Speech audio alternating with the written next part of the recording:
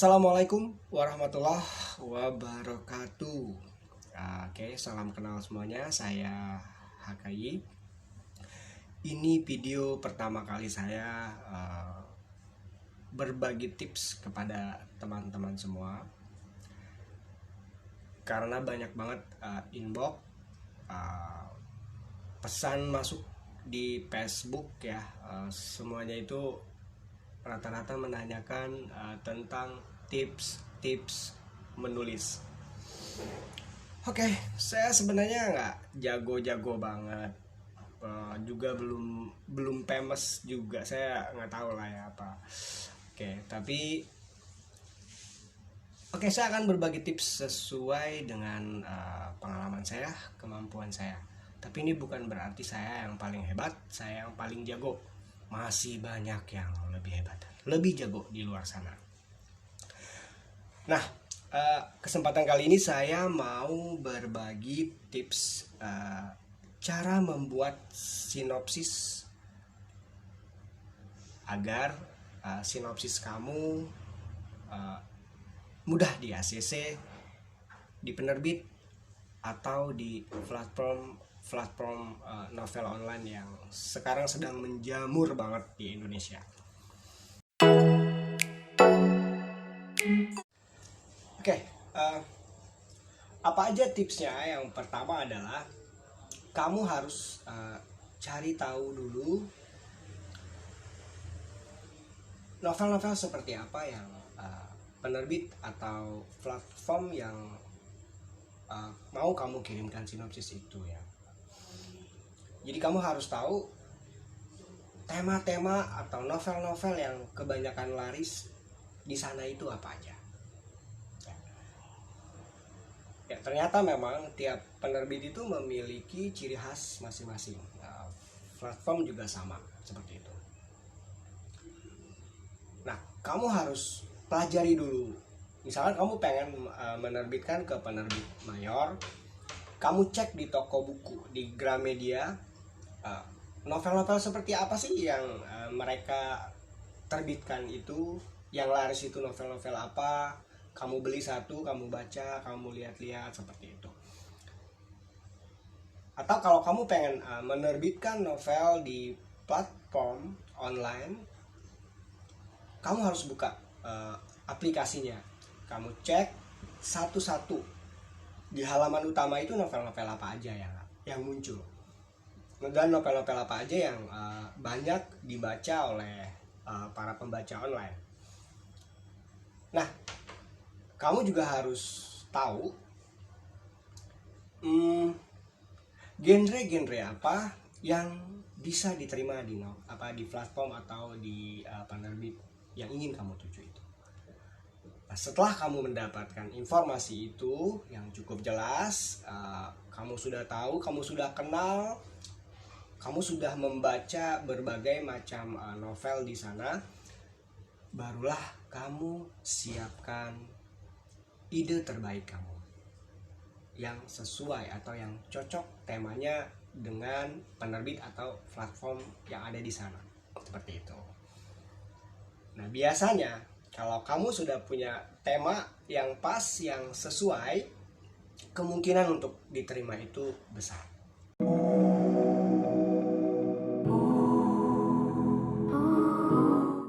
Nah, sekarang kita langsung bagaimana tips-tips membuat sinopsis yang bagus biar sinopsis kamu disukai oleh platform atau penerbit yang ingin kamu tuju.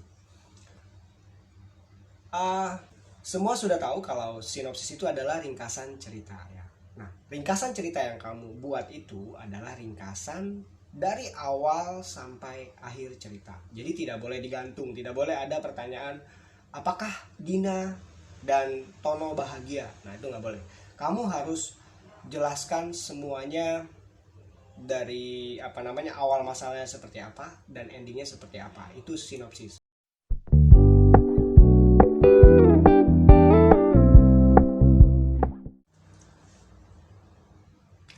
Nah, untuk membuat sinopsis yang baik, itu alangkah baiknya kamu buat dulu premis ceritanya. Premis itu apa? Premis itu ya kesimpulan dari cerita yang ingin kamu buat.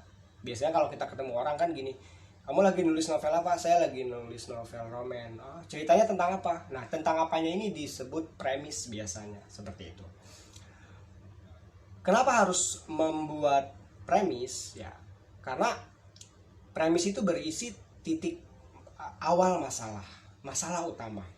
Karena dari premis inilah yang akan kita tarik menjadi sinopsis utuh nanti, seperti itu. Contohnya seperti ini. Seorang remaja yang tinggal di sebuah kota industri yang mewajibkan anak-anaknya itu untuk bekerja di pabrik. Akan tetapi remaja ini memiliki cita-cita ingin menjadi penari balet. Ya, remajanya laki-laki ya. Nah, itu bisa disebut dengan premis. Kalian kebayangkan ceritanya akan seperti apa? Seorang remaja yang tinggal di sebuah kota di mana orang tua di situ banyak menyuruh anaknya itu untuk bekerja di pabrik seperti itu. Tapi dia punya cita-cita ingin menjadi penari balet. Dia ingin keluar dari zona dari kebiasaan-kebiasaan di kota itu, seperti itu. Nah, kalau kamu sudah menemukan premisnya, itu akan lebih mudah untuk membuat sinopsisnya. Oke, apa saja yang harus ada di dalam sinopsis ya? Yang pertama adalah awal masalah. Oke, awal masalah ya. Jadi paragraf pertama yang harus kamu tulis itu adalah awal masalah dari karakter utama yang sudah kamu tentukan. Selain dari awal masalah, itu ada yang namanya tokoh utama sudah mulai untuk mencari cara untuk menyelesaikan masalahnya tersebut, seperti itu. Itu bagian kedua. Bagian ketiga adalah tantangan atau halangan dan rintangan yang dihadapi oleh tokoh utama untuk menyelesaikan masalahnya. Setelah tantangan baru ada yang namanya klimaks ya. Oke, klimaks ini adalah puncak masalah terbesar yang dihadapi oleh karakter utama kamu. Nanti kamu harus tentuin masalah utamanya seperti apa. Yang selanjutnya adalah penyelesaian. Jadi setelah dia mendapatkan masalah yang besar, kira-kira penyelesaiannya seperti apa? Nah, penyelesaian yang keren itu adalah penyelesaian yang tak terduga. Jadi pembaca itu mungkin pembaca udah punya bayangan, oh dia akan menyelesaikannya seperti ini nih, seperti itu. Tapi kamu punya cara yang cerdas, ternyata kamu punya logika yang bagus bahwa dia akan menyelesaikan masalahnya tanpa diduga oleh pembaca, seperti itu. Setelah itu baru kamu tentukan endingnya, mau happy ending, mau sad ending, ya itu bebas saja ya, itu pilihan selera kamu sendiri, seperti itu. Nah, itulah yang ada di bagian sinopsis, seperti itu. Jadi jangan bertele-tele di sinopsis, kalau bisa jangan ada dialog di situ. Pure kamu menceritakan ringkasan cerita dari novel kamu nanti seperti apa, dari A sampai Z, sampai dari awal sampai endingnya seperti apa, seperti itu. Saya jamin ketika ada unsur awal masalah, ada unsur karakter tokoh utamanya itu menyelesaikan masalah, terus ada unsur tantangan-tantangan yang akan dihadapi tokoh utama kamu, terus ada klimaks, ada masalah tantangan terbesarnya dan penyelesaiannya serta endingnya. Kalau semua itu sudah ada dalam sinopsis, saya yakin kamu sudah menulis sinopsis dengan baik dan benar. Ya, seperti itu.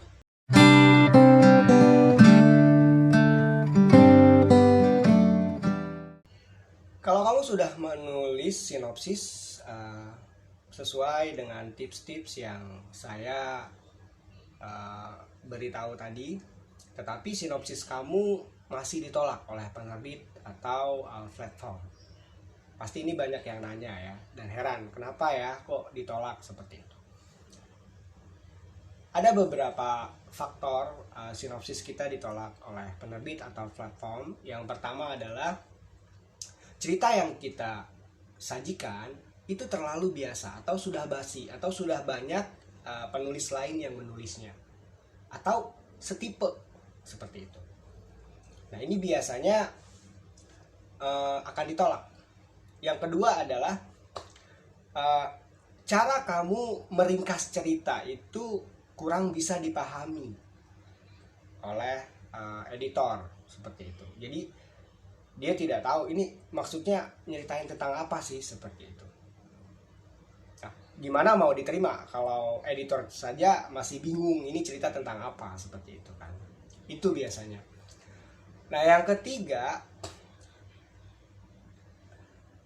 cara kamu menulis sinopsis itu masih banyak kesalahan ya, dari ejaan, dari tanda baca, seperti itu semuanya. Nah, itu biasanya akan diperhatikan ya, bagaimana mau diterima novel kamu nanti kalau dalam sinopsis saja kamu sudah banyak kesalahan ya, tanda baca, kalimat juga belibet lah apa gitu, seperti itu. Nah, itu kemungkinan untuk ditolaknya itu besar.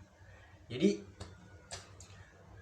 tips terakhir ya, biar sinopsis kamu diterima, yang pertama kamu harus menyuguhkan cerita yang out of the box, yang berbeda dari yang lain, penulis lain, meskipun tema yang kamu tulis sama, seperti itu.